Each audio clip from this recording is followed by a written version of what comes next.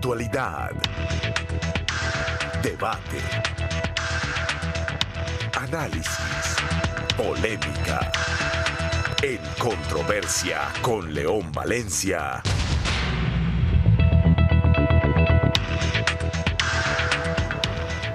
Muy buenas noches, bienvenidos a La Controversia, un programa de la Franja de Opinión de Canal Capital.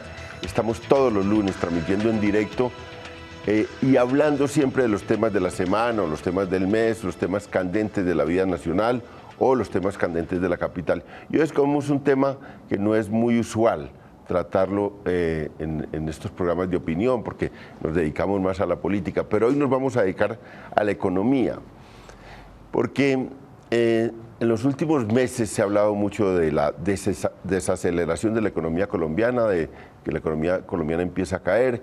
Vamos a ver qué consecuencias tiene eso para la gente. Vamos a tratar de que en este debate podamos llegarle al televidente con estos temas. Cayeron los precios del petróleo. Nosotros no somos un país especialmente petrolero, pero ya teníamos una producción importante en petróleo y era como la alcancía, de ahí se sacaba para muchos temas del gobierno nacional, y ahora tenemos una caída de los precios del petróleo, tenemos una caída de las economías de la región, que tanto eso influye en nuestro país, y vamos a tratar de hablar de este tema con grandes analistas, con personas que tienen una larga trayectoria analizando los temas económicos, que han sido profesores universitarios de economía o que incluso han dirigido importantes o han tenido importantes cargos en el país. Tenemos a Salomón Kalmanovich, que fue largamente profesor de la Universidad Nacional, también fue miembro de la Junta Directiva del Banco de la República y ahora es profesor en la Jorge Tadeo Lozano en estos temas económicos. Muchas gracias, Salomón, por venir. Gracias por invitarme. Juan Camilo Restrepo fue ministro de Hacienda, ministro de Agricultura, candidato presidencial y siempre ha estado en estos temas como analista. Muchas gracias, Juan Camilo, por venir. Muy buenas noches, León, a toda la audiencia. Bueno, complacido estar acá. Ricardo Ávila, que es director de Portafolio, que es uno de los principales, o quizás el principal periódico económico del país, ligado al diario El Tiempo. También me tocó con él, él es un poco el jefe de los columnistas del Tiempo, yo fui columnista del Tiempo, entonces estuve con Ricardo. Muchas gracias por acompañarnos. Mal jefe, porque no lo logré retener, pero muchas gracias por la invitación. Muy buen jefe. Y Aurelio Suárez, que es comentarista en Blue, que también escribe sobre temas económicos, que varias veces nos ha acompañado aquí. Aurelio, muchas gracias por acompañarnos. Y gracias, León. Un saludo a usted, a los televidentes y a los compañeros de la mesa. Muchas gracias por su invitación. Vamos a empezar por una cosa que a mí me llamó la atención en el último tiempo, porque se habló de que Colombia era un país emergente, que estaba como en la tercera línea de los emergentes en el mundo, que ahora se dice que, bueno, que éramos la tercera, que llegábamos, la tercera economía de la región latinoamericana, primero México, luego Brasil y tercero nosotros, quitándole el puesto a Argentina y a Venezuela, que alguna vez lo tuvo por su gran producción petrolera. Y también ahora leí una gran cosa del gobierno nacional, que éramos un país ya de una clase media fuerte. Y eso pues le parece a uno, porque siempre hemos tenido una idea de una economía, no una economía tan potente como se habla ahora, y menos pues que una clase media poderosa. Pero vamos a ver, empecemos por ese tema, el tamaño de la economía colombiana, la comparación con la región, y luego ya nos vamos metiendo en ese tema, la desaceleración de la economía. Kalmanovich, ¿usted qué dice de eso? Pues tuvimos 10 años de un crecimiento bastante fuerte. El sector líder fue minería y sobre todo petróleo.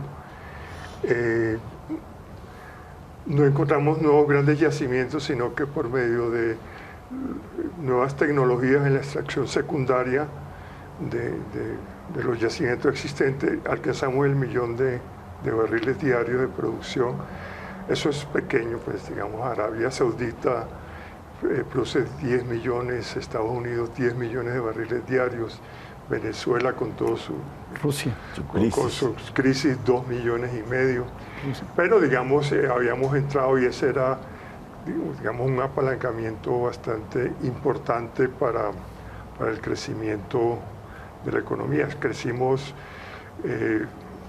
muy por encima del promedio que habíamos llevado durante todo el siglo XX, o sea, el 4, casi el 5% anualmente desde el 2003 al 2014.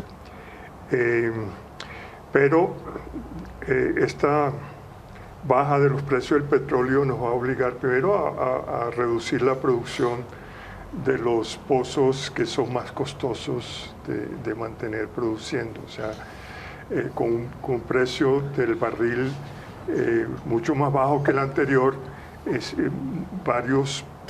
muchos pozos salen de la producción, no son rentables. Entonces vamos a pasar como a 800.000 barriles diarios, de pronto menos. Y bueno, hay unos impactos muy fuertes, sobre todo en las regiones mineras y petroleras. Casanare tiene, pues, dicen que 16.000 trabajadores perdieron sus empleos en las firmas contratistas, los que están haciendo exploración, los que están manteniendo unos pozos que están cerrando. El Meta es peor porque el Meta tenía una producción más grande aún. Y entonces, tocando ya tangencialmente el tema de la clase media que se está desarrollando en estas regiones se va a deteriorar mucho. O sea, pierden, una buena parte de ellos pierde sus trabajos y están en la mala. El gobierno va a perder una parte importante de sus ingresos porque se reducen las utilidades de Ecopetrol. Las regiones pierden regalías. Sin embargo, esto está un poco compensado por la devaluación del peso. El peso se ha devaluado 30%. Los precios del petróleo han caído 40%. Entonces, digamos, el impacto sobre las regalías no va a ser tan grave como si hubiéramos tenido una tasa de cambio fija como la de Venezuela o como la de Ecuador. Entonces, digamos, tenemos un sistema automático de tasa de cambio flotante que nos protege un poco de los choques adversos que recibe la economía como este del petróleo. Ricardo, ¿qué tan sólida puede ser nuestra posición allá en ese tercer lugar de las economías de América Latina? ¿O no es tan cierto eso? No, la verdad es que no. Me acuerda, hay una película argentina muy famosa que se llama Un cuento chino. Y cuando yo escucho hablar de que la economía de Colombia es de tamaño mayor que la de Argentina, me recuerda el título de esa película. Salieron en abril pasado las cifras más recientes. Y además era una película graciosísima. Sí. Aquí se reía la gente en el teatro viendo esa película. Pero esto es un poco menos simpático. La verdad es que en abril pasado salieron las cifras del Fondo Monetario Internacional y es absolutamente claro que tanto medido en dólares corrientes como ajustado por poder de compra, la economía argentina es sustancialmente mayor que la colombiana. Yo no tengo duda que las tendencias de largo plazo indicarán que Colombia eventualmente pasará a Argentina, no necesariamente porque aquí hagamos las cosas muy bien, sino que ya las siguen haciendo mal. Pero estamos a años de distancia de ese momento. Y con respecto al tema de la clase media pasa un poco lo mismo. Aquí a veces nos entusiasmamos y la verdad es que yo me atengo a lo que dice el Banco Mundial. Este año va a suceder algo muy significativo. Por primera vez el tamaño de la verdadera clase media, que es la que según las clasificaciones internacionales gana entre 10 y 50 dólares al día por persona, va a ser mayor que el tamaño de la clase pobre. Pero hay una parte que no se cuenta, que son los que se llaman los vulnerables. Correcto. Que es las personas que han logrado salir de la pobreza, pero no han entrado en la clase media. De tal manera que realmente la población colombiana está más o menos distribuida por terceras partes. Realmente la pobreza ha bajado mucho. Eso es un éxito impresionante de los últimos años. La hemos bajado en cerca de 27 puntos porcentuales en este siglo. Pero aún así, la clase media es un poquito mayor y los vulnerables son la clase más grande de todas, de tal manera que tampoco estamos al otro lado. Ese también es otro cuento un poco chino.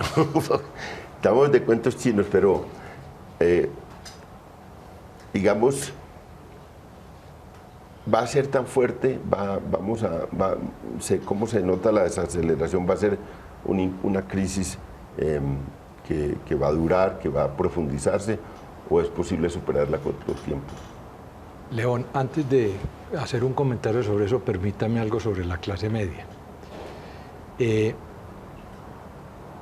Nosotros somos la tercera o cuarta economía de América Latina dependiendo del tamaño de su mercado y de su población. Pero eso realmente no dice mucho, porque si bien es cierto, ha crecido un poco la clase media, Colombia sigue siendo un país de grandes contrastes, de grandes capas de pobreza inmensas y de unos pocos muy ricos. Somos uno de los países más desiguales por donde se le mire. De manera que hay que tener cuidado de no caer pues, en entusiasmos a veces exagerados, creyendo que porque se dice que somos un país de clase media ya estamos solucionando los problemas. Un país de clase media es los Estados Unidos, un país de clase media es Francia. Nosotros estamos lejos de ser un país de clase media, así haya subido un poco.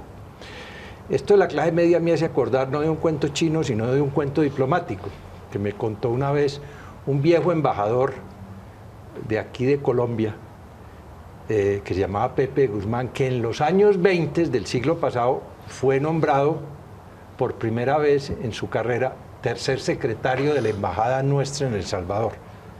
Entonces ese día el embajador le dio una comida y le contó lo que era El Salvador, pues El Salvador de las 3 familias.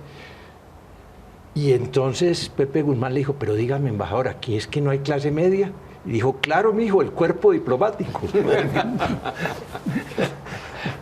Bueno, Aurelio, le toca a usted porque hay unas, digamos, como la oposición uribista me llama mucho la atención porque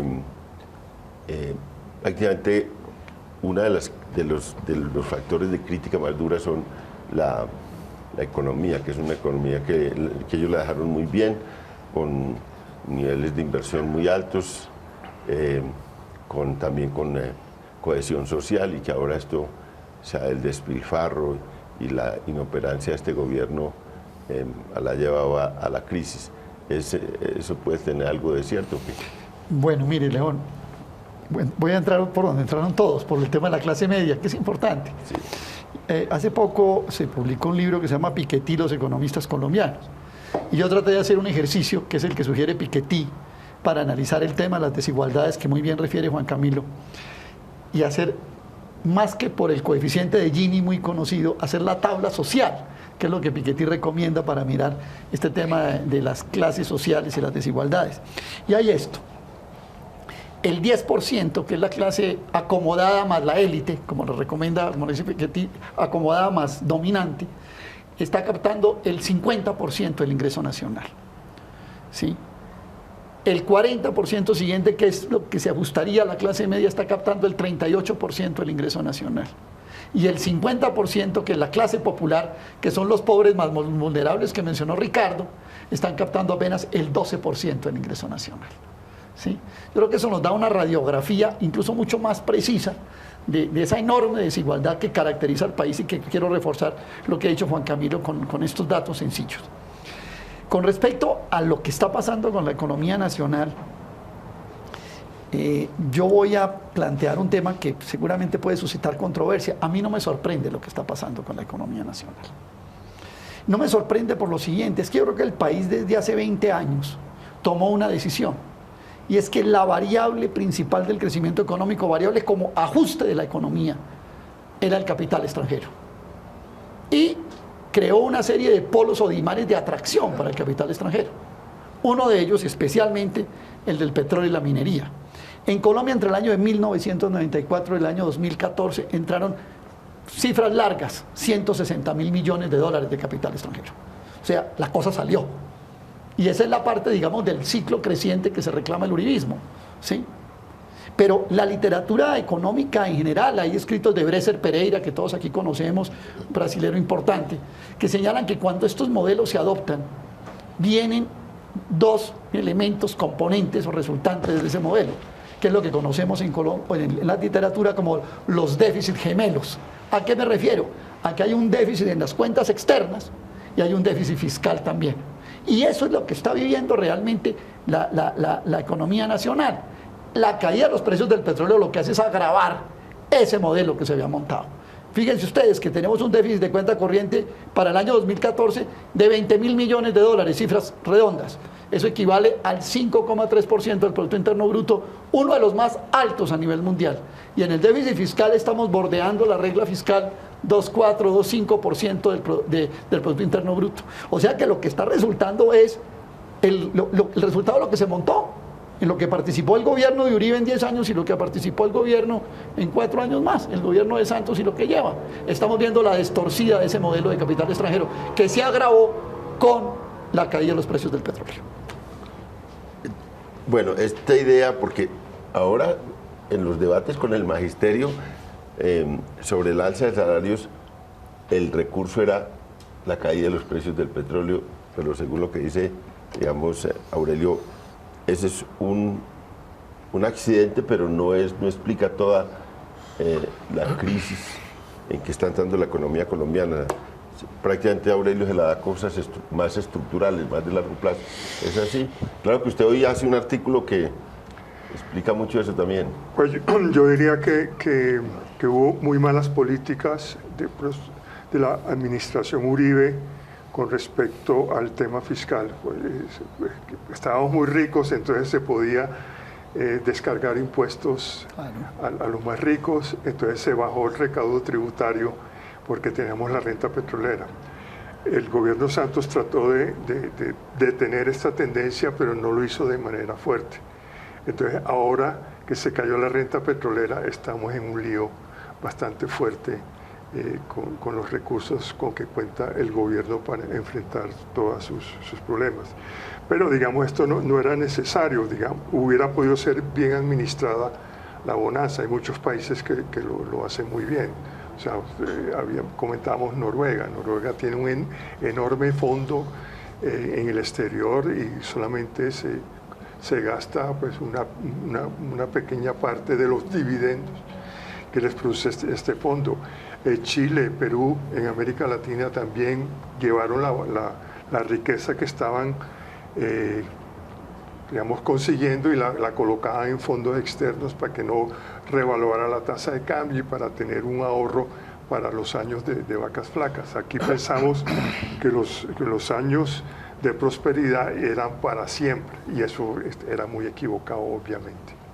Pues imagínese que el fondo petrolero en Noruega lo administra, sugiere, y por ahí pasa todas las definiciones por un comité que se llama Comité Ético, y son escogidos fundamentalmente por ese rasgo, condiciones éticas de toda la sociedad noruega.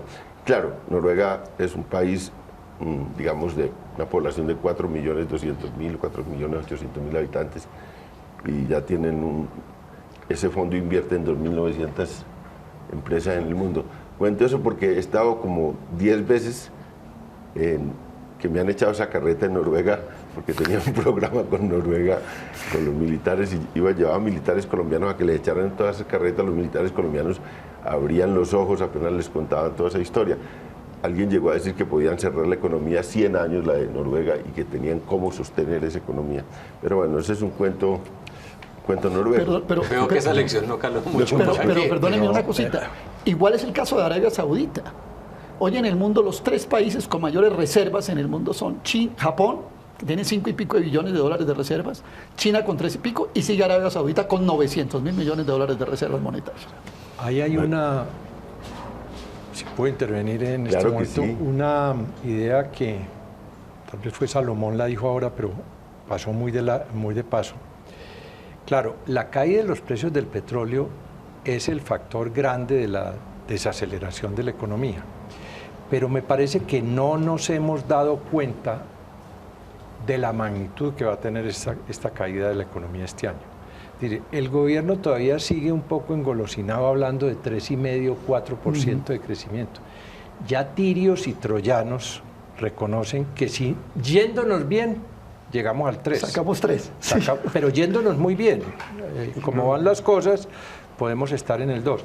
Entonces, eso, sumado a cierta mayor gravedad del problema fiscal del que se ha reconocido, da un panorama muy complicado. Fíjese, lo de los maestros, lo de la pelea de Vargas Lleras con Mauricio Cárdenas, todo esto lo que está mostrando es que hay una situación fiscal mucho más comprometida y mucho más apretada de la que se ha querido reconocer. Y lo van a tener que reconocer este año. Según Fedesarrollo, el déficit cantado ya es 16 billones de pesos para este año y puede ser superior a 20 y tantos billones de pesos para el año entrante. Hay gastos que no se han reconocido, que no se han incorporado al programa de gastos. Para mencionar solo uno, los gastos asociados al llamado posconflicto. No hay un céntimo apropiado presupuestalmente para ello, para empezar a prepararlo, y así otros muchos. Entonces, la sincerada de la economía va a tener que tener lugar a una profundidad más grande de la que se ha reconocido hasta ahora. Menor crecimiento económico, con todo lo que eso significa, y situación fiscal mucho más delicada. Y eso lo vamos a ver ahora en pocas semanas, cuando por fin, porque hasta ahora lo que ha habido es anuncios un poco homeopáticos. La situación fiscal está muy grave. Homeopático. Pero entonces no le podemos subir a los maestros tanto como aspiran. Pero ¿cuánto es lo grave? No sabemos. Ahora, en un mes, el gobierno le tiene que presentar al Congreso, por primera vez un documento muy importante que llama el Marco Fiscal de Mediano Plazo. Si ese documento se hace con seriedad, allí vamos a ver el panorama, que es mucho más delicado de lo que ha aflorado. León, es que a nosotros nos pasa un poco como al tipo que le rebajan el sueldo en la oficina y medio le insinúa a la señora, pero la señora le dice, no, pero el viaje de vacaciones sí no me lo va a recortar. Y no me va a recortar tampoco la compra de tales cosas para el apartamento, el cambio del carro o cosas de ese estilo. Y estamos en ese proceso de efectivamente de sincerarnos y lamentablemente vamos para algo un poco más fuerte cuando se conozca el mensaje. Por ahora el tipo al que le han recortado el sueldo estaba tratando de sacar plática de aquí y de allá y de mantener un poco el estilo de vida, pero la verdad es que a nosotros se nos cayó el ingreso en forma permanente, como lo dice el Banco de la República, y nos ha costado reconocerlo. Quiero aclarar que eso no solo nos pasó a nosotros, le pasó a América Latina y especialmente a Suramérica. En el país de los ciegos, el tuerto es rey, o mal de muchos consuelo de tontos. La verdad es que uno ve lo que le está pasando a la región, crecimiento de 0,9%. Este año, tristemente, por comparación, nosotros nos vemos bien, no solo frente a Brasil, sino frente a México, frente a Perú o frente a Chile. De tal manera que eso a lo mejor nos sirve por lo menos para decirle a la señora, pero mija, los vecinos están peor.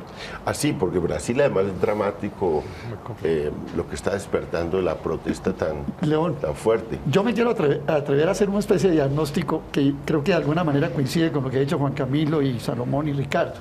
Para mí, la causa del problema se causó en el frente externo de la economía, en las cuentas externas de la economía, ¿sí? No fuimos capaces de financiar toda la operación, la inversión del país con ahorro interno más ahorro externo, y se causó con el déficit comercial, etcétera, un problema en el frente externo. Ese problema se está manifestando en el frente fiscal, que no sabemos su tamaño, y se va a resolver en el frente monetario, que es cuando la señora comienza a decir, no me quite la acción del club. El trabajador comienza a decir, tengo que mantener el empleo. La gente empieza a decir, no tengo con qué pagar. Y ahí es donde viene el problema grave. ¿Cómo se va a dirimir la crisis? Tratemos de explicarle más al televidente el frente externo. ¿Qué quiere decir? El país tiene las cuentas externas que provienen de lo que le ingresa es exportaciones, la inversión extranjera, lo que le ingresa por créditos que ha contratado externamente, por transferencias, por las remesas que manda el primo de Pereira a la casa. Eso es lo que le entra al país y le sale una plata. Lo que nos gastamos importando, lo que nos gastamos pagando servicios, entre otros casos los servicios de importación, lo que nos gastamos amortizando la deuda externa pública y privada, lo que nos gastamos también entregándole los dólares a los inversionistas extranjeros que tienen que remitir utilidades y dividendos a sus casas matrices y a sus negocios. Entonces, ¿qué es lo que pasa? Que el país, lo que le entra por las cuentas externas es menos que lo que le está saliendo y ahí se produce un déficit en las cuentas externas del país o como lo llaman técnicamente en la cuenta corriente, la balanza de pagos. Eso tiene un reflejo en las cuentas fiscales del país, que más o menos lo ha explicado aquí Juan Camilo. Pero todos esos líos se resuelven como en lo que llamamos el frente monetario, cuando dice, bueno, ¿quién va a pagar la crisis? ¿La va a pagar el uno, la va a pagar el otro? Usted me va a quitar, yo le voy a dar, yo estoy pidiendo, usted no tiene con qué darme. Y ese es el lío que hay, porque esto termina traduciéndose en un conflicto social. ¿Quién paga la crisis? Yo tengo unos datos sobre pues las cuentas del gobierno. Y es algo que no se ha hecho muy público. Es la deuda externa del gobierno, son 60.000 millones de dólares. Sí. Y ha venido aumentando fuertemente. Y no se notaba porque como pues el dólar estaba tan barato, entonces no pesaba. Pero eso es 20% del Producto Interno Bruto. Pues eso no es grave. La deuda interna es 26% del Producto Interno Bruto. Estos son los bonos que coloca el gobierno para recoger la plata que dejó de recoger en impuestos por la alegría de que la renta petrolera nos iba a cubrir todo. No nos cubría todo, entonces hubo que endeudarse tanto internamente y inversionistas extranjeros llegan, compran pesos y compran títulos del tesoro, claro. del tesoro, o sea que eso está encubriendo que también hay un problema de capital extranjero entrando a adquirir la deuda del gobierno colombiano. Entonces ambos suman 46 puntos del Producto Interno Bruto. Eso no es grave, porque digamos Estados Unidos tiene el 80% del Producto Interno Bruto, pero con la devaluación se nos ha agravado bastante y digamos le quita margen al gobierno para actuar de manera pues contrarrestar un poco la pérdida de empleo y de riqueza que está produciendo. El gobierno debiera gastar más, pero digamos está entrando en una situación está entrando en una situación donde no le van a prestar mucho porque ya o le prestan más caro sí, porque tiene mayor riesgo. Se sube el riesgo país. Vamos a hacer una pausa y volvemos a discutir ya las consecuencias directas sobre la población, ese punto.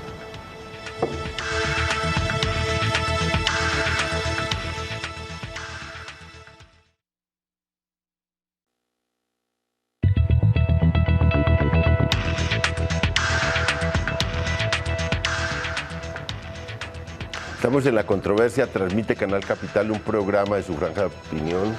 Lo hacemos en directo, un debate con especialistas en los temas o con protagonistas de los temas. Y hoy estamos discutiendo sobre la economía colombiana. El tema del petróleo fue en este primer segmento, en el segmento anterior, muy discutido, pero hubo le oí a alguien, a un analista también, como una mirada muy optimista el año pasado, respecto de que la caída de los precios del petróleo iba a ser compensada con un fenómeno del café. En el café teníamos tres cosas. Uno, un aumento de producción importante, prácticamente de 8 millones de sacos a 12 millones de sacos de café. Segundo, pues un alza del café a nivel internacional. Tercero, el alza, la revaluación del dólar. Y esas tres cosas juntas iban a compensar toda esta caída del petróleo con un hecho que alguien decía, el café es más democrático que el petróleo, porque son 300.000 familias. 550.000 familias regadas por todo el país, nada que es más democrático y ahí vamos a tener una compensación. ¿Llegó eso a ser cierto? Pensemos por Aurelio, que es más crítico en ese punto. Bueno, mire, yo creo que es muy importante que ha habido una recuperación de la instalación productiva cafetera del país. Pasamos de 8 millones de sacos a 12 millones de sacos. Cerremos en esas cifras para poner números redondos. Pero hemos tenido un problema de precios este año. Yo realmente también esperaba que el precio se mantuviera a niveles de 1,80 y bordeara por ahí. Hoy se está cotizando el grano colombiano, según los datos de portafolio que vi en el Twitter del doctor Ávila, a $1.27. Eso perdió 60 centavos. Eso nos está dando un precio interno del café de 620.000 en las plazas cafeteras más importantes. Si combinamos pues el precio internacional con lo que descuenta la federación por retención, nos está dando 620.000 por la carga. Una carga que es de 10 arrobas de 125 libras. Correcto. Muy bien. ¿Qué pasa? hay dos problemas. El primer problema es que el 33% del café del mundo lo pone Brasil. Y una cosecha grande de Brasil, Colombia se volvió un tomador de precios internacionales. Colombia ya no influye en la formación de los precios, sino es un tomador de precios. Entre Brasil y Vietnam están poniendo 54, 55 millones de sacos de bueno, pero se decía que la sequía en el Brasil... Sí, pero resulta que las condiciones climatológicas cambian y entonces, al parecer, la cosecha no es tan mala como se presume, aunque yo siempre tengo una esperanza al 15 de julio. Yo siempre digo, el 15 de julio miro cómo va a estar la cosa, porque ese es el día que sabemos qué pasó realmente con la cosecha brasilera. Muy bien, ¿qué pasa? Si nosotros multiplicamos lo que le va a ingresar al país, incluso el favorecimiento a los caficultores por la devaluación de dólar de 2.400, 2.450 pesos, y multiplico por el total de la producción, voy a tener una buena macroeconomía cafetera, que ese no es el problema. El problema es lo que le ingresa al caficultor. Yo pienso que el precio de 620.000 pesos es un precio es negativo, pero para ponernos de acuerdo, la rentabilidad baja enormemente. La misión Echavarría Lora dice que el precio de producción de una carga de café en Colombia es de 560.000 pesos. Yo revisé esa cuenta y en esa cuenta no está incluido el costo de oportunidad de la tierra, que es un costo clave en la economía agrícola. Pero bueno, digamos que es así. O sea, estamos a un borde de un límite de pérdida para el caficultor. Entonces, buenas cifras macroeconómicas, pero malas cifras microeconómicas para el caficultor. Ricardo, a ver. No, yo lo que creo, o sea, en general es que a los caficultores, por supuesto, que están mucho mejor que en los años pasados, porque ese escenario de una mini bonanza de precios externos con el hecho de la devaluación del peso ha hecho que el valor de la cosecha cafetera, que probablemente este año llegue a un récord histórico. Pero aún así, pues por supuesto que a mí me parece muy peligroso para un país andar dependiendo de que a Brasil o a Vietnam o a alguno de los otros productores le vaya mal. Entonces me parece que ahí tenemos un lío estructural. Por ahora estamos tratando de que no nos aparezca el incendio y que el tema de las dignidades no se vuelva a alborotar y que las exigencias de un subsidio para el gobierno se moderen en la medida de Aurelio. Exactamente, en la medida en que ya no hay plata para calmar a los caficultores ricos, que fueron los que impulsaron todas las protestas en general con tanto éxito. Pero bueno, digamos que a mí lo que me preocupa de manera fundamental en el tema de la caficultura colombiana es que, por supuesto, que en un escenario que uno mira a largo plazo, que puede tender a precios más bajos incluso de los que vemos hoy, si vamos a ser sostenibles o no. Camilo está alzando la mano. Sí, yo quería comentar lo siguiente. La situación del ingreso cafetero es estrecha, es ras con cantidad, pero tenemos que ser realistas. Primero, la producción ha aumentado 50% gracias a una política de renovación muy importante que apoyó el gobierno nacional. Segundo, claro, el precio externo ha bajado y el precio externo determina el interno. Pero es que aquí hemos tenido precios de 50 y 60 centavos del libre café y aquí tenemos un precio que es el doble de esos que hemos tenido. No podemos montarnos sobre el supuesto de que vamos a tener precios de $2 la libre café indefinidamente. Eso no es realista, como tampoco es realista pretender que el gobierno nacional, con esta situación tan difícil fiscalmente que hemos analizado, les va a volver a renovar el subsidio a la producción que se montó en un momento en que todavía la producción no se había recuperado, donde no había tasa de cambio y donde el precio estaba muy golpeado. De manera que sí, la situación es difícil, pero tenemos que ser realistas y no montar fantasías. Y un poco el estudio yo sé que es muy discutible, de la misión Echavarría, pero el mensaje que manda es, mire, hay que repensar muy bien los factores que conduzcan a una mejor productividad de la caficultura en Colombia.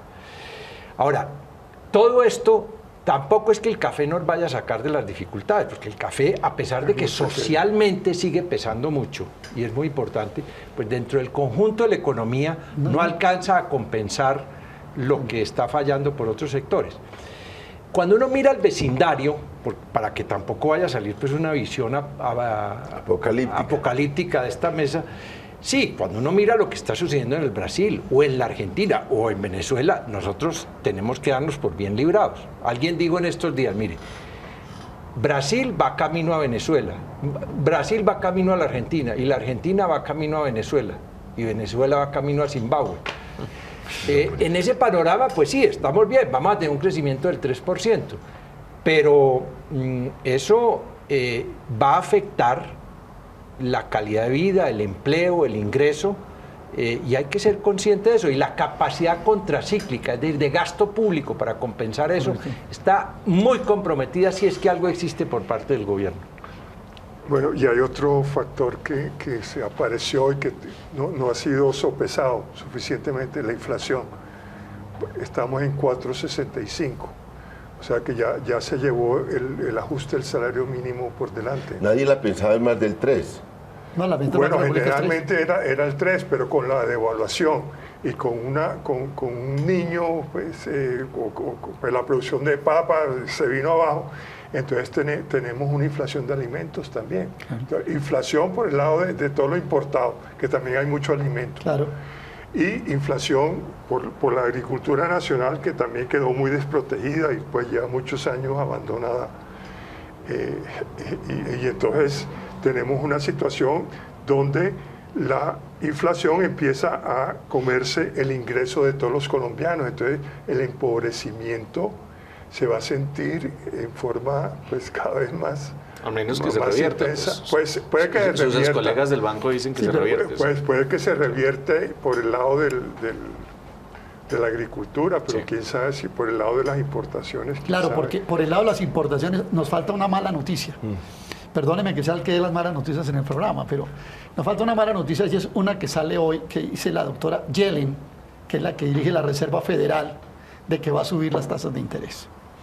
Si suben las tasas de interés en Estados Unidos, es muy probable, no se puede dimensionar la magnitud, pero es muy probable que haya fuga de capitales. Y de evaluación y al haber fuga de capitales, el peso pierde valor frente al dólar.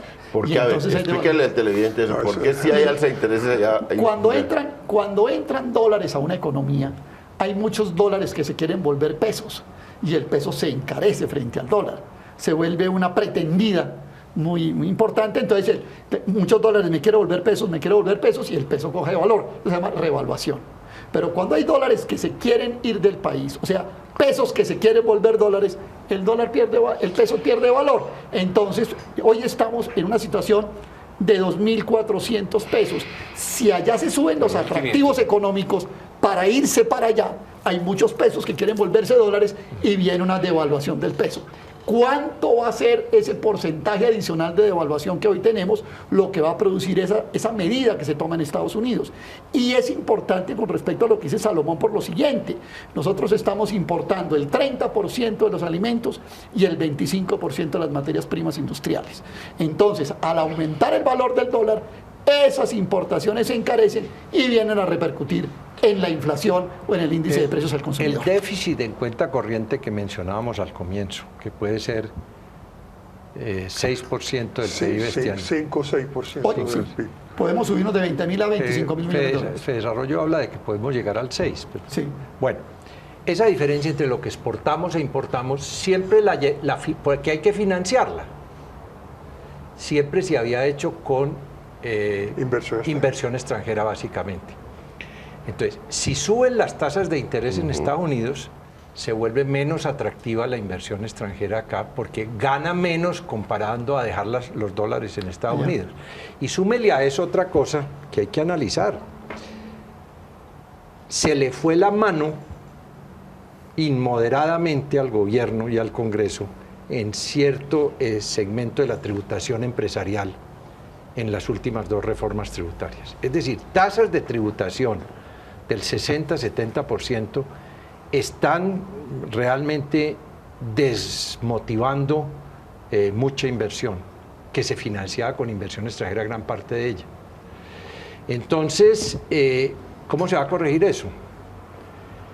Entonces, hasta el momento no ha habido problemas con la financiación del déficit, pero va a empezar a ser más apretado y si las tasas de interés en Estados Unidos suben, va a ser más difícil la financiación de ese déficit y va a subir la devaluación y las tasas de interés se van a quedar poco competitivas las nuestras. Ricardo, Salomón al principio empezó como a hacer un recuento de los que iban a estar más afectados. Entonces, primero, trabajadores de las zonas mineras, despidos en las zonas claves de la minería, ahora en Casanare, en el Meta, seguramente hacia la Arauca también.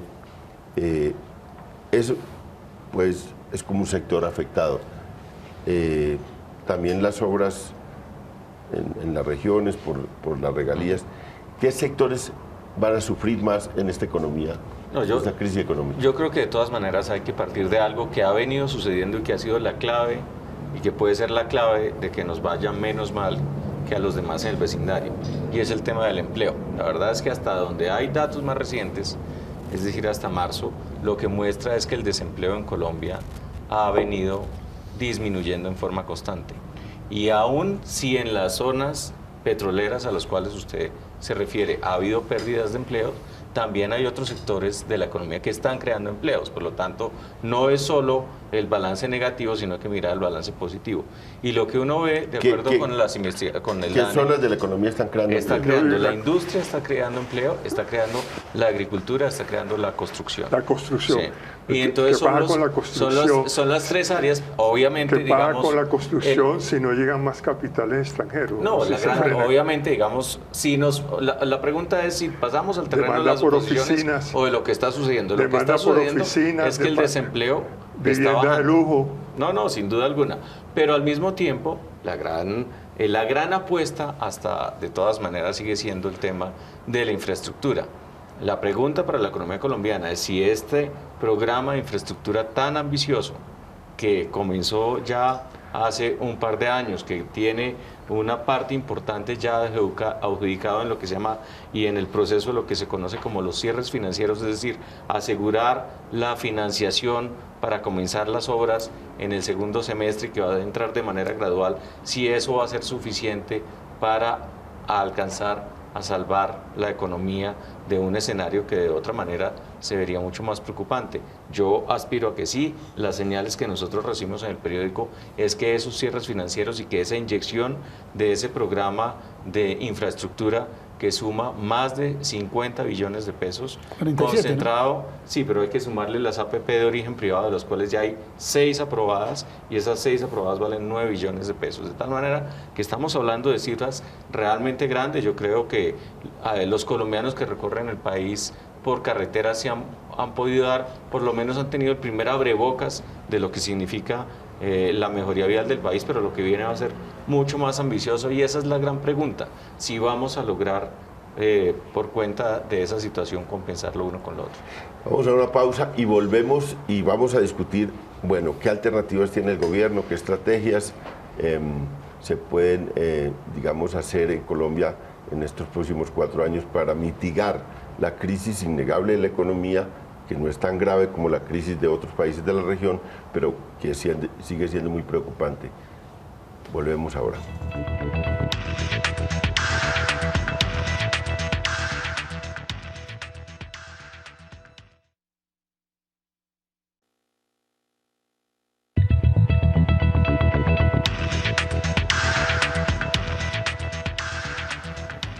Estamos en La Controversia, transmitiendo Canal Capital en directo, un programa de su franja de opinión. Y hoy estamos con el tema de la economía y hemos hecho un recorrido primero para ver pues, las características de la economía colombiana, luego la crisis y la afectación que va a traer sobre la sociedad colombiana y sobre sectores específicos de la sociedad esta crisis.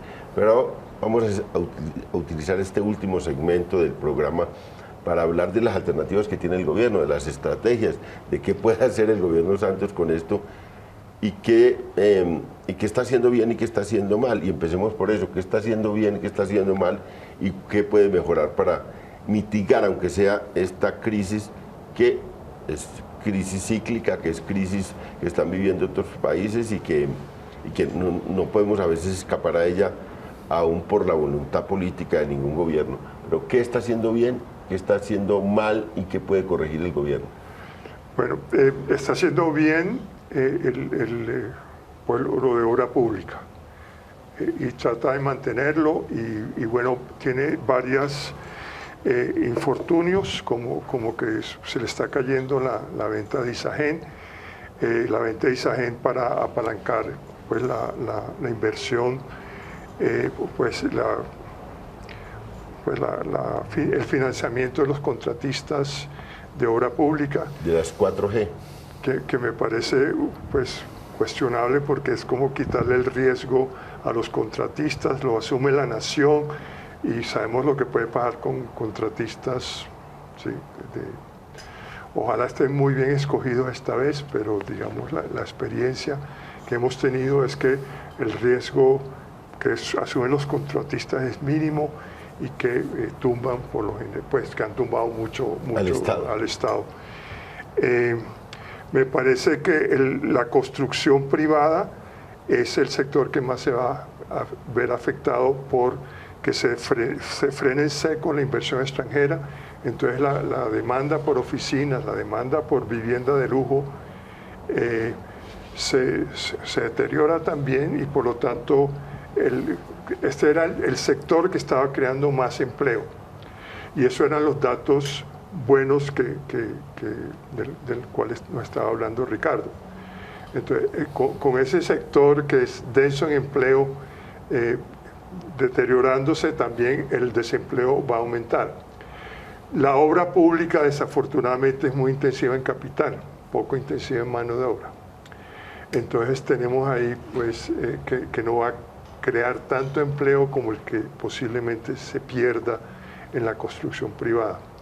¿Qué deberá hacer el gobierno? Pues tratar de que la construcción privada, pues no sé, pues hay varios esquemas de subsidios que pueden canalizarse de manera tal de que la construcción privada mantenga un ritmo más elevado y que por lo tanto el efecto sobre el empleo no sea mayor.